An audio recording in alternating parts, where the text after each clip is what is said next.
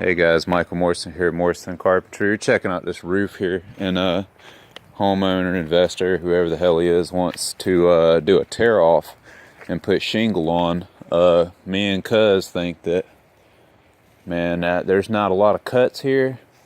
Man, we want to do metal.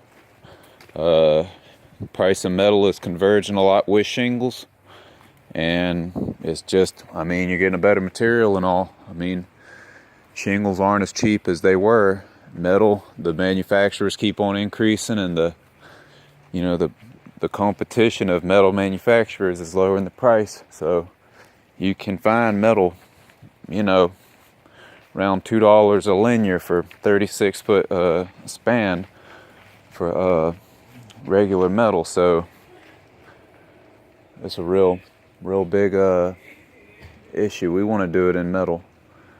It just seems like it's a lot easier. We got the flash up there. We'll get a little bit of flashing up on this part. This is a perfect deal for a metal roof. This will fly up. Shingling it would be easy too, but man, this is the perfect fucking setup for metal. We do the top roof first and just pass them up right there.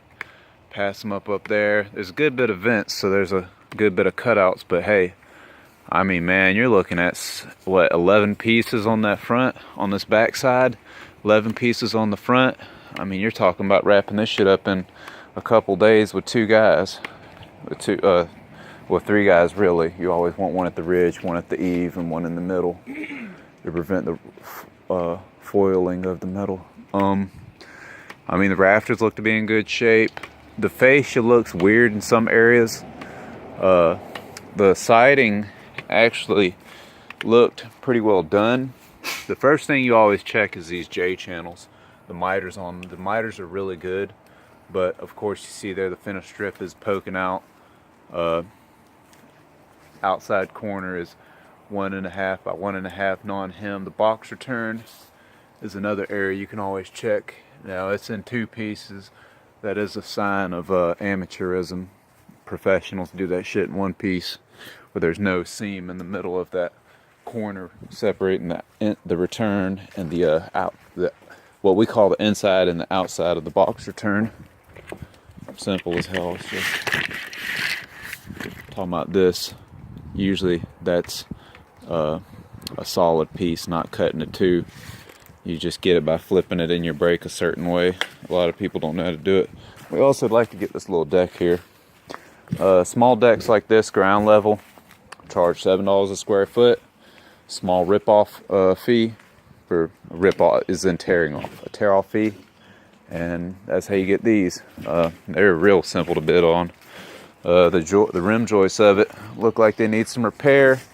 You'd put what's called dead men in those, which is where you take a board, flip it vertical like that, take your pencil, mark that, cut it with a saw, put it in. Supports it, takes bounciness out of it. It's a damn good extra member of framing. Bench, this is all exposed to the sun, rain all the time. A lot of vegetation around. That's why you got that black accumulation on it. That previous paint got worn off. Yeah, they had some kind of a paint stain on there, that red stuff. That wore off. Probably paint and stain are kind of converging for decks. But it's a good little job here. We've taken the measurements. Got to talk to the homeowner or the investor. It's vacant right now, so we'll see. I believe it's an investor because they have this dump trailer out here. So I think it's an investor or something. A little harder to work with these guys. There's just not enough meat on the bone many times. They're very close on price. So, it's not the ideal customer, but it is a good job where you would, account for all that. I mean, this would be so freaking easy doing it on metal. So that's pretty much it, y'all. It'd be a darn good window job too. Windows look somewhat new, but hey, probably about as old as this house in the late 80s it looks like. Would love to also get this fascia repair. That's pretty much it, y'all. I'm gonna contact the guy and give him a price.